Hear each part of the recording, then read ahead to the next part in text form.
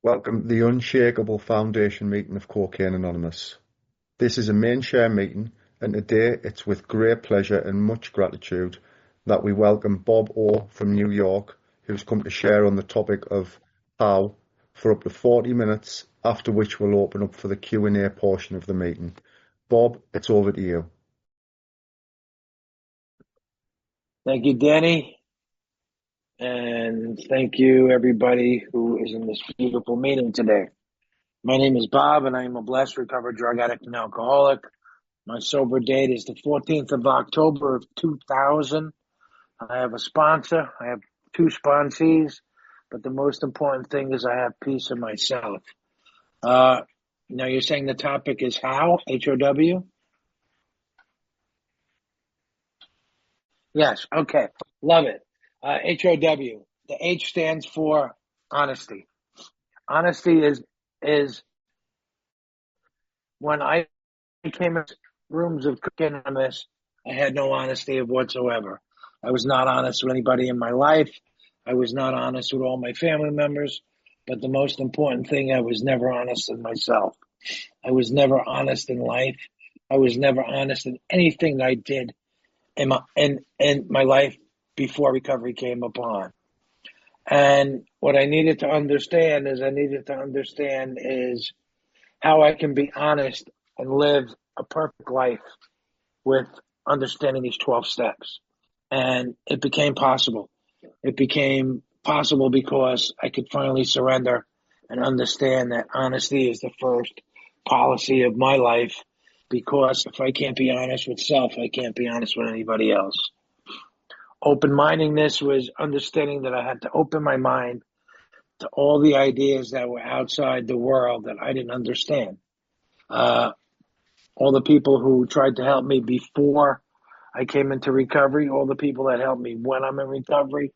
But the most important is open-minding to myself to understand that there are ways to live a life in this beautiful program that I can be honest with myself and others.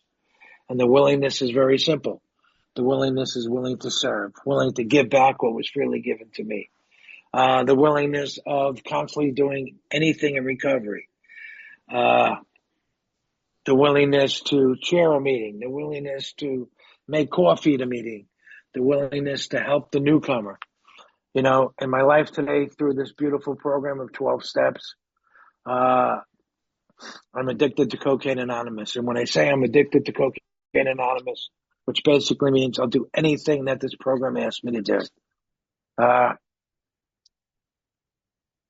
Understanding what the willingness is, hold on, my bulldog is trying to get in there. Okay, you're in there. Understanding the willingness is, how can I offer what I have to others? How can I offer my experience, my strength, and the hope of understanding to give the willingness to other people? And it's very simple. Just with an open heart, a big hug, and the willingness to serve. And this program today teaches me that if I live in the HOW, I won't have to worry about the understanding of, the pollution and not the solution. The understanding of what I need to do in life today to be of service to myself, to be of service to others. And I wrote this little poem, and I'd love to share it with you. And it says, cocaine. I used for happiness and became unhappy. I used for joy and became miserable. I used for sociability and became argumentative. I used for sophistication and became obnoxious. I used for friendship and made enemies. I used for sleep and woke up tired. I used for strength and felt weak. I used for relaxation and got the shakes. I used for my courage and became afraid. I used for confidence and became doubtful. I used to make the conversation easier and always slurred my speech. And I used to feel heavenly and ended up feeling like hell. And that's what using drugs and alcohol made me feel, made me do, and it made me miserable.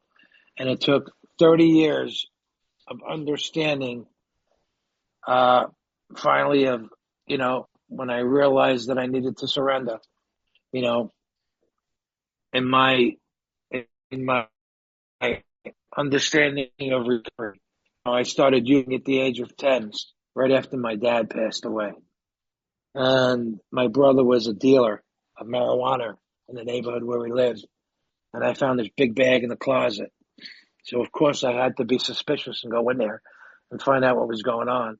And all the goodies were in there, and I wound up, taking my first hit, not knowing where it would get me, not knowing of the disaster of what my life would become.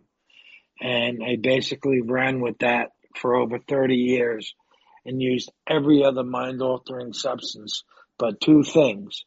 Still to this day, I'm 65 years old and I never drank a cup of coffee. And I find that amazing. And still, I never smoked a cigarette. The only two things I never did in life, and I don't regret it whatsoever. And I do regret what I did because I can't bring back what I did, but I can show how I became a survivor in this beautiful program called 12 Steps. A survivor in Cocaine Anonymous by showing up and letting others know that anybody, no matter who you are, what you are, or where you did, can achieve this happiness of freedom, can achieve the happiness of love. And I have tattooed on my arm serenity, courage, and wisdom because I needed the serenity in life to understand how I could be calm and sane, not be the insane. I needed the wisdom to understand who I was and how I could be helpful to others, and the courage to realize that how strong I can be, not picking up a drink or a drug, and how my life will change. And my life changed. I was homeless. I was thrown out of my apartment by my ex-wife, and I wound up living in the streets of New York for about a year and a half. And it was horrible. It was disgusting, but it was something I had to experience because I didn't know how to surrender to the disease of addiction. I didn't know how to, wave that white flag. And when I came into the rooms of Cocaine Anonymous in 1997, through probably 5 different rehabs, there were 2 people who came into my detox, and they shared my story. They shared all about the misery and the suffering of what drugs and alcohol will do to you. They shared about, the uncomfortability and the unmanageability of what it does to you. But they shared the most important thing is the happiness, the joy, the free, and the honesty, the open-mindedness, and the willingness of where it can get you if I stay in these 12 steps and continually be of service. And like I said, I came in 97 and I didn't get sober till 2000. And what happened that one day is I went up to cop my drugs with a friend of mine who was in the program. We both were continuing to get high. And I felt miserable inside, but I still had to have it. And the higher power, the God of my understanding, gave me my spiritual awakening, realizing that when am I going to finally be sick and tired of being sick and tired? Now, I had court supervision with my 2 children. I had court-appointed attorney that I had to be with to have me with my children when I had the hour of time with them. Because that's all my ex-wife granted me in the beginning. To understanding when I finally became sick and tired of being sick and tired, I surrendered with the white flag and I said, I've really had enough and what do I need to do? And I had these 2 beautiful women in our Wednesday night CA meeting that finally taught me what I needed to do is I needed to sit down, I needed to shut up, and I needed to listen to what everybody else has that I do not. And they did something funny, which I do to my sponsees today. They took their belt from their coat and they wrapped it around me. And they told me that once I realize I will find this ride to a spiritual dimension that I never had in my life. And I said, okay, because the other way is not working. Everything that I touched went to shit instead of gold. Today, thank God, everything I touch doesn't go to gold, but it goes to happiness. It goes to understanding, and it goes to, you know, into being free, into, the FEAR, which we all know is the word fear. So when I came in, I was the fuck everything and run, because I didn't want to deal with nothing and what people told me. I wanted to do what I needed to do, because the only thing I knew how to do is feel miserable. And then finally, when I finally knew what the words fear meant, it meant face everything and recover. It meant to do whatever you have to do, to pick up your big book, to understand, to do these 12 steps and understand the unmanageability, understand the sanity, understand the direction of God, who can change the path that I was on, right? Doing all my character defects, my sex conduct, my behavior conduct, my gambling behavior, who I hurt, which was my children, my ex-wife, and all the people around me. What are the fears I had, all the people that I feared, my mother not being there, my dad dying early, my family members wanted nothing to do with me. So chasing the dream of today is living in the happiness, living in the freedom, living in the joy. And, today, through the grace of God, I continue to show up in this beautiful program. And, I've been on Zoom ever since COVID started. And my sponsor finally reached out about 3 weeks ago. And he said, I think it's time for you to get off Zoom and go back to live meetings. And I said, why? I'm making 7 meetings, 8 meetings a day. I can go on a meeting and just be very comfortable. And he said that one word. Being comfortable is not what you're supposed to do. You're supposed to be there for the newcomer. You're supposed to open up your arms and start loving people. So that's what I did. I had no choice. So I went back to a live meeting, and it was fantastic. And I got welcomed with open arms, like always, because CA members do not judge. We're not here to judge you. We're not here to tell you what to do. We're here to hopefully make you feel comfortable in who you are and what you could become. And it was a gift. And then I started to go to other open meetings. And then we had somebody in our Monday afternoon Zoom meeting celebrate a year. So what I did is I showed up unexpectedly, brought in 24 cupcakes, and we celebrated his anniversary, because those are the gifts that I was taught to do. Not to be in self, but to help others. And today I show up for my I show up for my Tuesday and Thursday live meetings. I go to any meeting that I'm asked to go, because living out here in Long Island, we used to have 14 live meetings. Ever since it hit and we got shut down, our meeting, we're back on 2 live meetings, trying to build it back. I'm a delegate for New York for this beautiful program. I was given the opportunity to serve, which means for me today is that I can't be myself, that I have to be helpful to others, that I have to give back what was freely given to me, which is the understanding that whatever anybody needs in this beautiful program, whether it's love, understanding, working these 12 steps, constantly giving back, that I'm here for you, because everybody was here for me. And I just love reading page 190, gratitude, because it tells me really quick that I have to believe that I have a strong inferiority complex, where I lacked my further use of what I can give back, because I was always in myself. So what I do today is I constantly show up. And what people realize is that, wow, he's here. Why is he here with so much sobriety?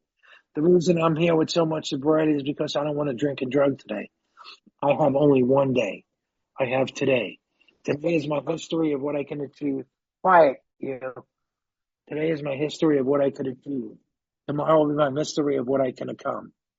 And I'm just so grateful of what this program of Cocaine Anonymous gave to me.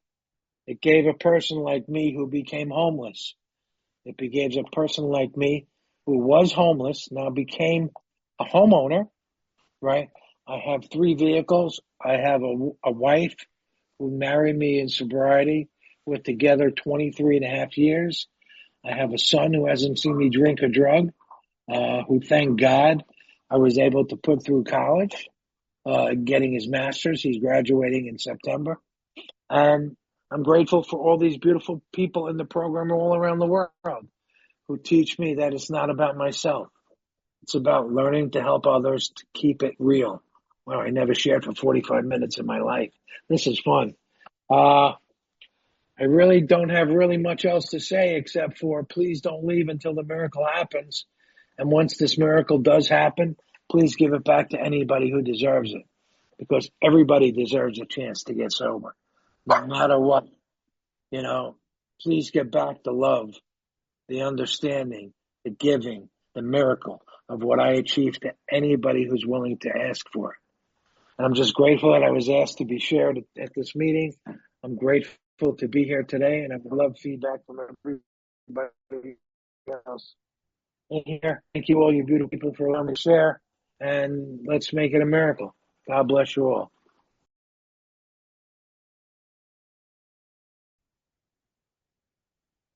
Young, do you want to come in with your question? Yeah, thank you, Danny. Hi, everyone. My name's Young. I'm a recovered addict. Thank you, Bob. Good to hear you. The question I've got, Bob, when you came in, I think you said 97, was it? 97? How did CA in 97 in New York, how was it looking then? Can you give us a little outline of that, please? Thank you, Bob. Absolutely. In 1997, we had probably about 45 live meetings. The meetings were over 100 people. You know, it was a joy. It was an experience. And, you know, the understanding is that I was supposed to learn to listen, and I never did. I came in, I grabbed a few pamphlets. You know, I always sat in the back because I didn't want the experience to get sober yet. So I was grateful that there was many meetings. We had meetings on Monday, Tuesday, Wednesday, Thursday, Saturday, and Sunday. So there were 6 live meetings to attend. And I was finally able to grasp a solution of how not to beat myself up, how to understand that I'm not alone. There are others that have the same issue and the same problem that were just like me. And finally, after grasping it and learning to love myself, I became available to be teachable.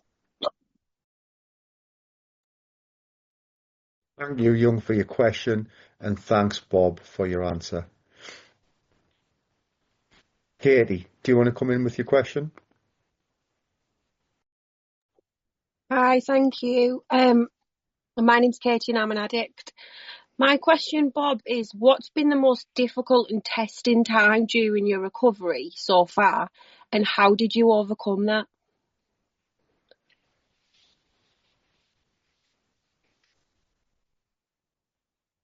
Can you repeat that, please? My English bulldog was barking at me. Yeah, so what's been the most testing time during your recovery so far, and how did you overcome that? I can tell you by love, there was nothing testing at all. Once I was able to surrender and understand that I'm here to help others after doing my 12 steps, I constantly continue to keep doing them. And if I make a mistake or if I make somebody, excuse the expression, pissed off or saying the wrong thing, I have to make a 10-step amends ASAP. Otherwise, I can't be in myself and be in peace. Thank you, Bob. Thank you, Katie, for your question, and Bob, thanks for your answer. Next up, Michael. Do you want to come in, Michael? Yeah, cheers, Danny. Michael, recovered addict. Thanks, Bob, for your share. Really inspiring. So, when you started off in the beginning, you were saying you were around in the rooms for like 3 years or something before you actually, what's the word I'm looking for? Gave in, before you waved the white flag and surrendered. What was the turning point? What was going on for you from there, where you suddenly like, right, I'm absolutely sick of this. I want to be free. What changed? Okay. In 1997, I was thrown out of my apartment, living with my wife, who is now my ex-wife.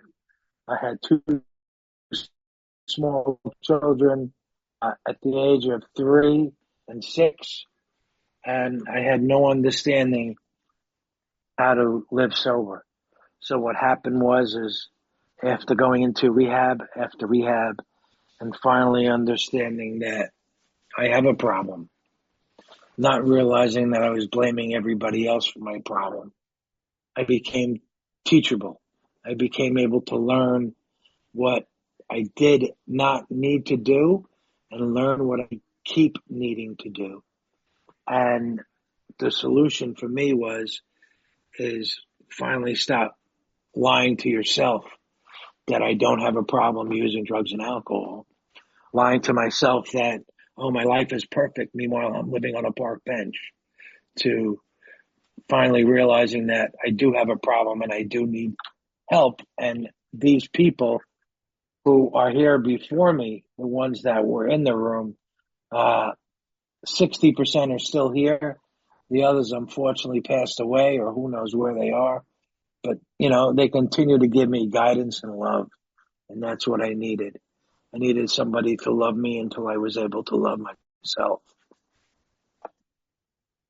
Thank you, Michael, for your question, and thanks, Bob, again for your answer.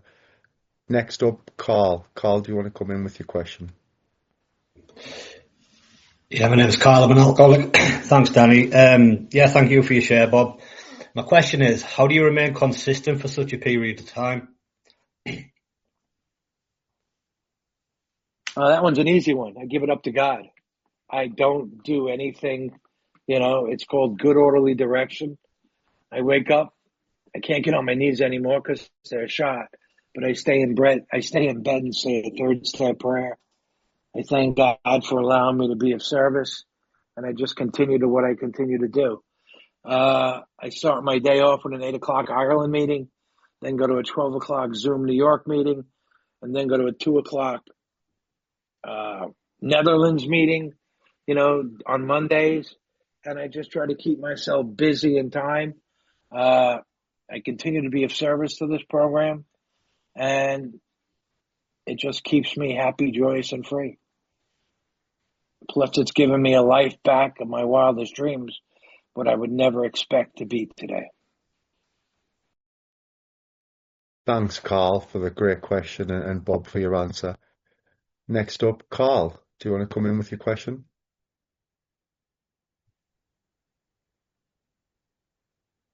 Thank you everyone for doing the service. Bob, sorry I missed your share, but I've got a question for you. Can you share a moment where God's come and done an unexpected thing where you thought, well, wow, that's been amazing?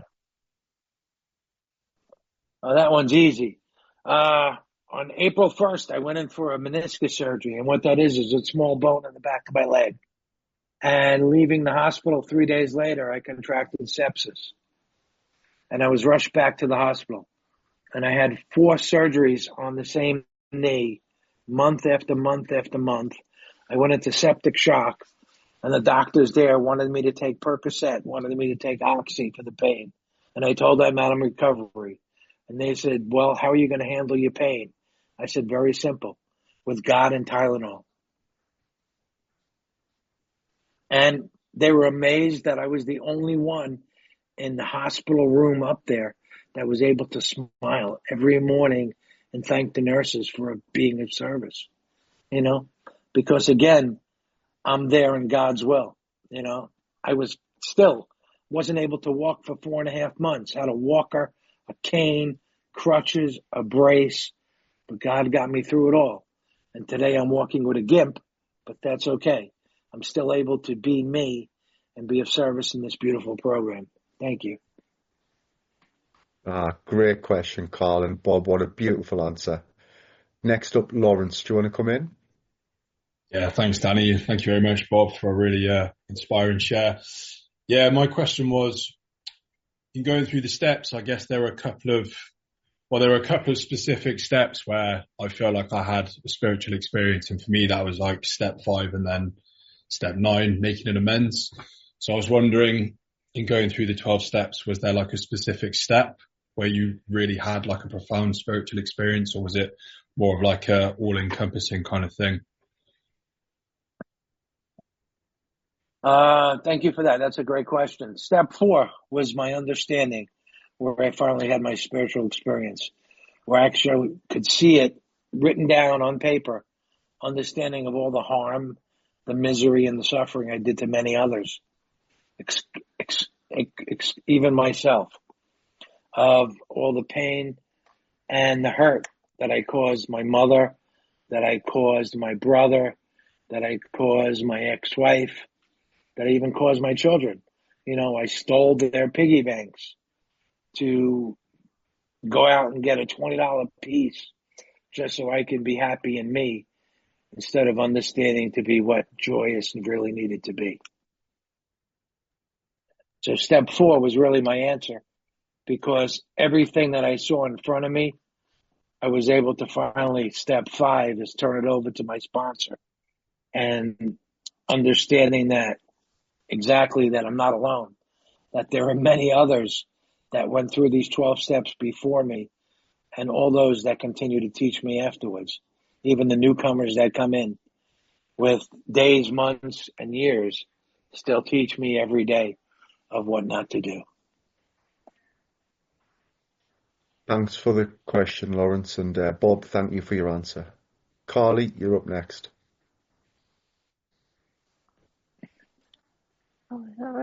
Yep, thank you, Bob. Joe, and I just one question, just that even about, because I know you've got an impressive amount of years, and how do you continue to grow spiritually? And how over the years, how does that look, and how does that develop, and how do you know that you are? That's my question. Good question. How do I know I'm spiritual? I really don't. My wife tells me all the time that I'm still an ass, but at least I say I'm a recovered asshole, that I don't have to do what I used to do. I just continue to go with the flow, just live life happy, joyous, understanding, like I said, when I wake up, I thank God, I thank my higher power, I thank everybody around me. But the most important thing is I thank myself, because without me learning to grow, I'm that same piece of shit that I used to be. And it's simple. Just continue to keep showing up. Life gets better. It's just one day, one miracle day. In the beginning, it was always a minute, an hour, a second. And finally, I'm able to reach that day where I continue to stay in the day. I don't progress myself going forward, and I don't look at myself at what happened yesterday. Thanks, Carly, for the question, and Bob, thanks for the answer. I've got a question for you, Bob, and just before I jump into that question, we've got plenty of time, guys, so if anyone wants to ask Bob a question, please raise your virtual hand. Bob, I've got a question for you, and what a brilliant share. I love that you spoke about being a delegate for New York and being of service, and the question is really, looking back now in your earlier days, how important has service been for your recovery? And two-part question, what challenges have you faced in service in CA? Thank you. Ooh, that's an easy one and the hard one. The beginning of my recovery happened in 2001 when New York was hosting its World Service Convention. I had 6 months of sobriety. We were sharing the commitment with others because New York wasn't as big as, other areas, and the other people dumped out. So I was nominated to be information host chair, and I knew nothing about it. But I was told, leave it up to God, and you will be able to grow.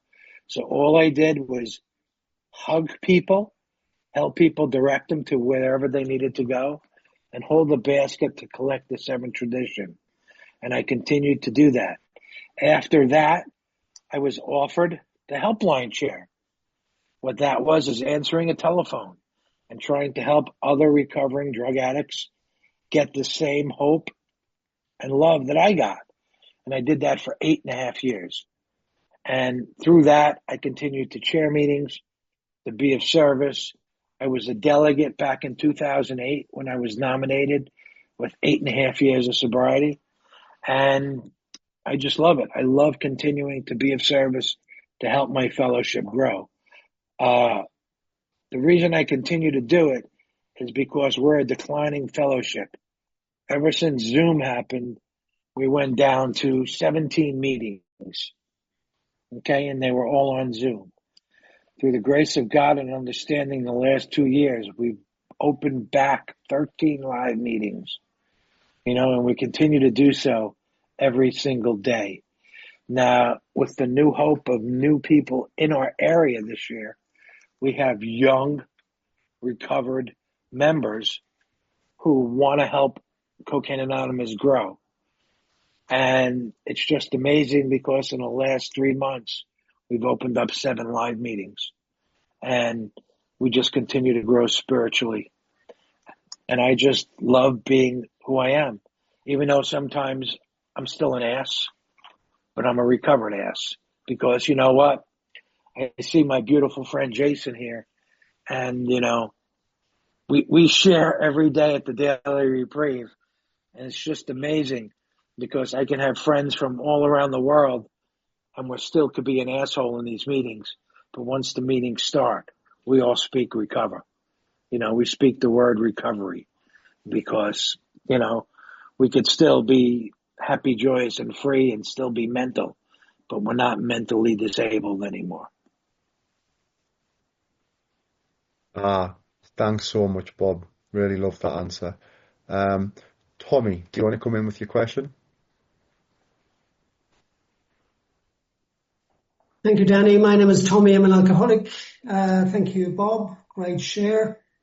My question, how would you describe Bill Wilson's influence on you in your early recovery? You're not going to like this. In early recovery in New York, we were not taught the big book. We were taught the 12-step book. So I really didn't have much upon Bill Wilson, but I did understand with Bill and Bob with somebody who was hurting and somebody who was helping. And I continue to be that person of the helping moment. And, through the understanding of where the 12 steps achieve my happiness and achieve my spiritual goal, I continue to learn through Bill and Bob's adventure, is what I call it today. Thanks, Tommy, for the question, and Bob, thanks for the answer. Next up, Ark House. Do you want to come in?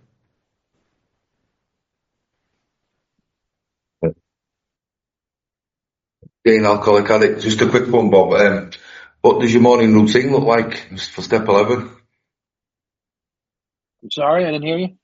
What does your morning routine look like for step 11? Your prayer and meditation.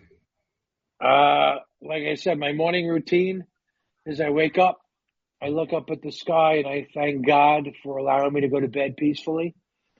Because through understanding and recovery, I put my head on the pillow and I can go to sleep in 3 to 5 minutes. Because I have that spiritual, emotional inside of me where I have nothing going on. Everything is as beautiful as it can be. I'm not rich, I'm not poor, but I have a God understanding of what I need to do. I pray for willingness. I pray for love. And I pray that I can always help that person who needs me through the gift of these 12 steps. Thank you. Great question and great answer. Thanks, Bob. I've got another quick one, Bob. Talking about step 11 in our big book, it says to be quick to see where religious people are right and make use of what they offer.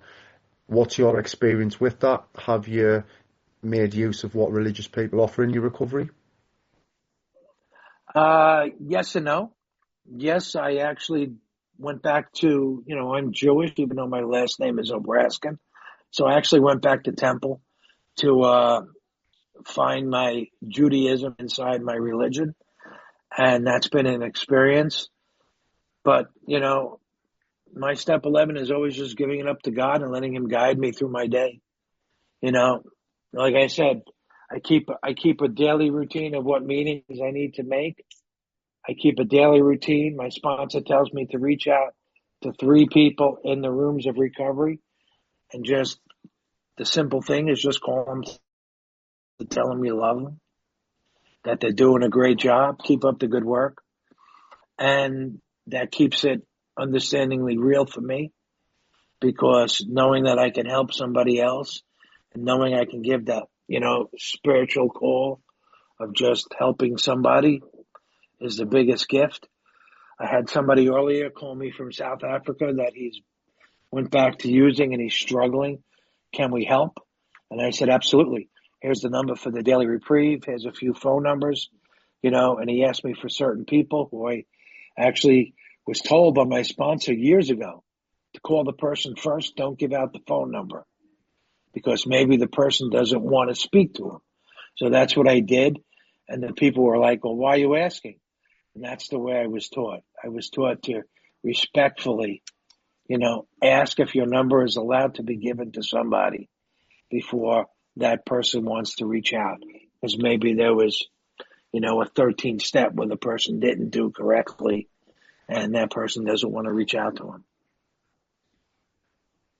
I love that. Love that. Thanks so much, Bob. Next up, Maddie and Janet. Do you want to come in?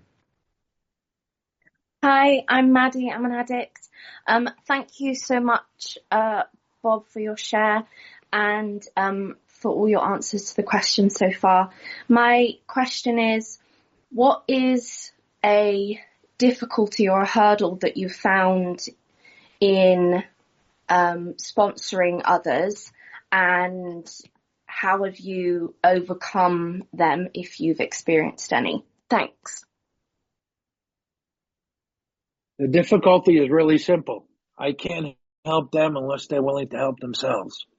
The simplest thing is when people come to you and want to be, a sponsee, you have to do what I ask you to do, at least for the first 30 days.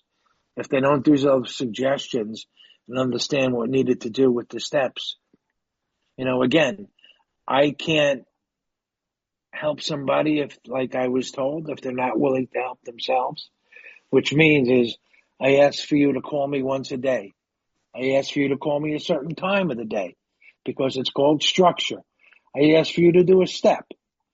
I want you to do 1 step a day, and I want you to read it back to me of what you did.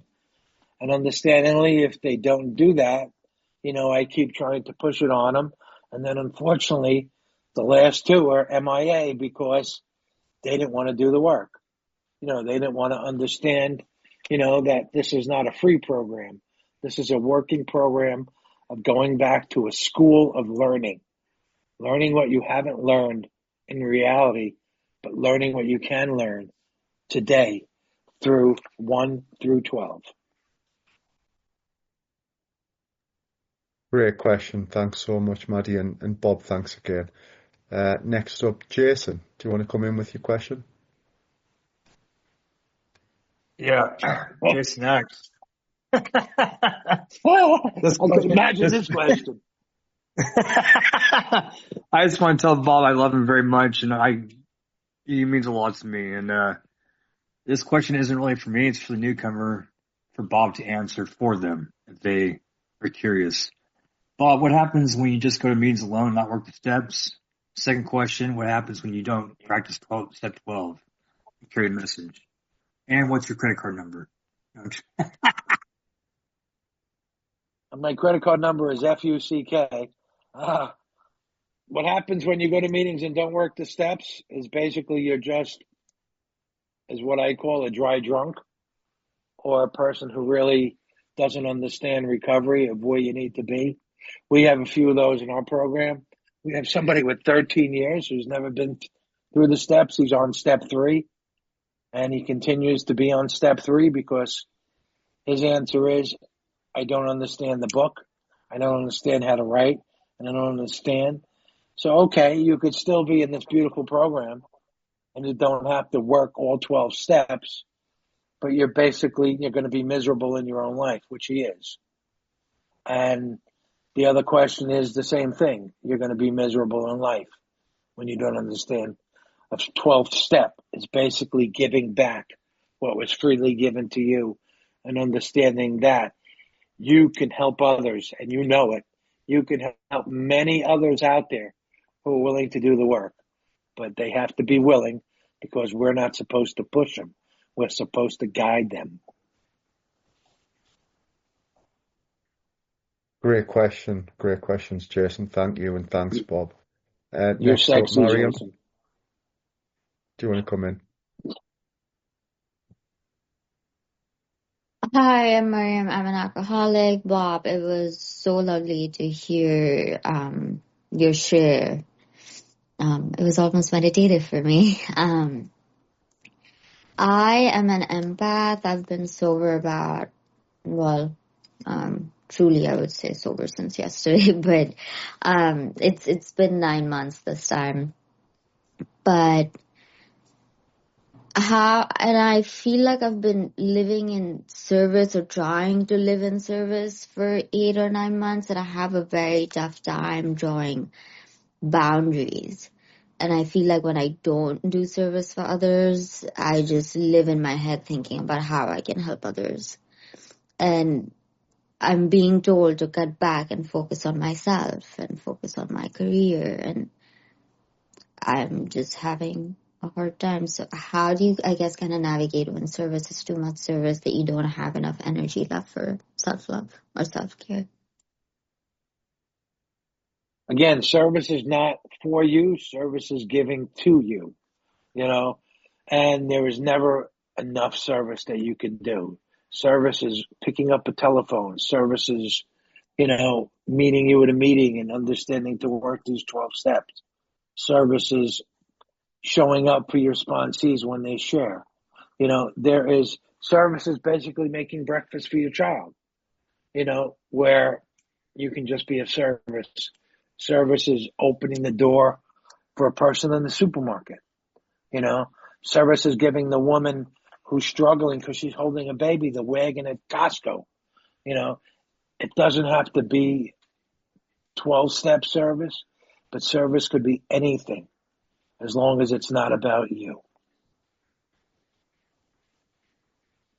Great question and great answer. Thanks, Bob. Next up, we've got Finley. Finley, do you want to come in? Yeah, Finley Addict. Thank you for your share, Bob, and thank you everyone for doing service. Just a quick question on have the promises come? So have the promises been fulfilled within your program, and if so, when did that happen? Thank you. The promises has been filled when I finally realized that I had a spiritual connection to God. The promises come through every single day of my life when I finally realized that life is worth living and the substance was only hurting and not helping me be the family member, be the loving husband, be the supporting father, be anything, Today, through the grace of God and living in the promises, I'm able to connect a great relationship with my son, who I hurt through this program. I got 2 granddaughters with him, and I speak to them constantly on Zoom or Facebook. My daughter lets me into her life. I have 2 beautiful grandsons with her, and I get to see them weekly. And I just get, phone calls by other people, like my beautiful friend Jason. It's just about unconditional love. And that's what the promises are for me. Unconditional love and freely giving back, because that's what I was taught.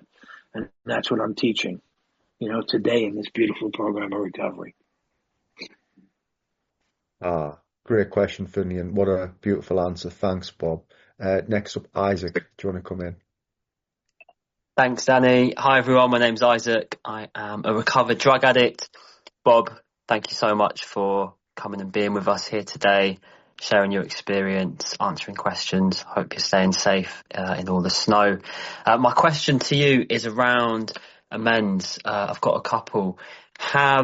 In the time that you've been with us in Cocaine Anonymous, have you completed all your step 9 amends, and if so, how long did that take? And the double barrel to that question, have you ever revisited the step 8 and 9 process, and if so, what was your experience with that? Thanks.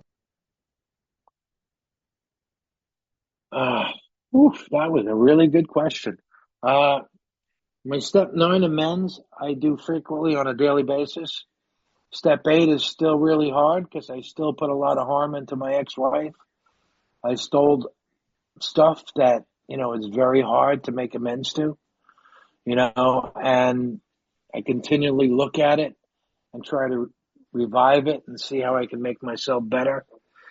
But I continually, like I said, if I say something wrong in a meeting or if I push, because I like to open my mouth, and be the person that's, oh, you're wrong, instead of listening to what the person says and realizing that, you know what, I was wrong and I shouldn't have opened my mouth. I should have just kept it closed and let you listen or let you share what you needed to say. Because, again, I'm still not perfect. Just because I'm recovered and have multiple years of sobriety, I'm still on a learning process every single day, every single second of the day. Thanks, Isaac, for great questions, and Bob, thank you. Next up, Jason. Jason, do you want to come in?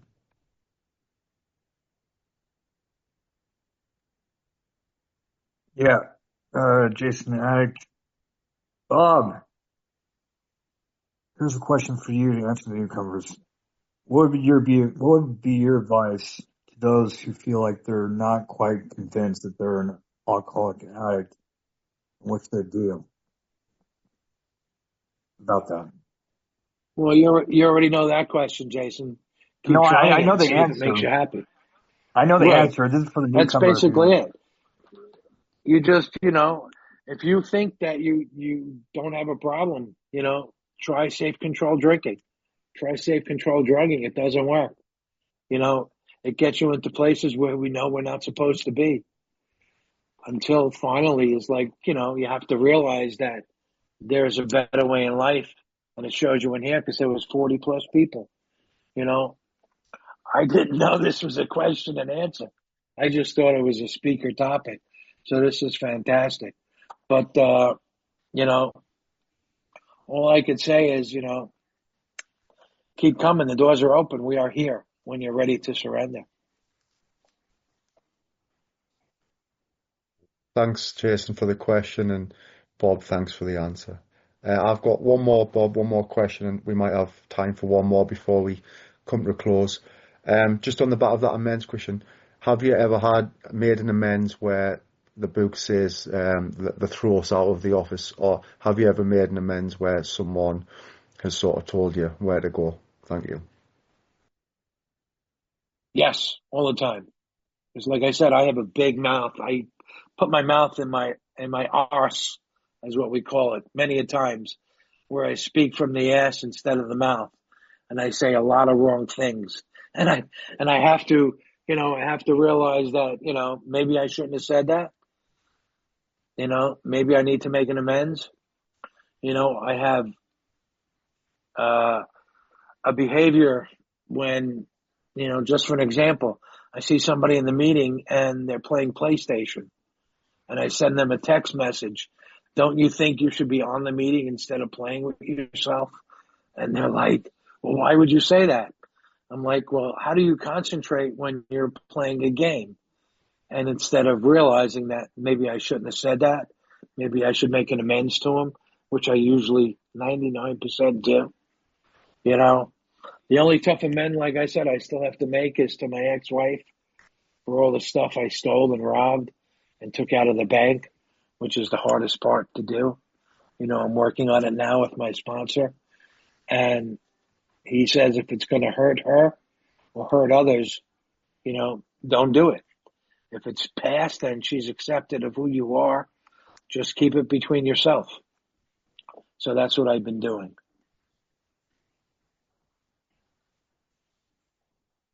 Thanks, Bob. Thanks. Great answer.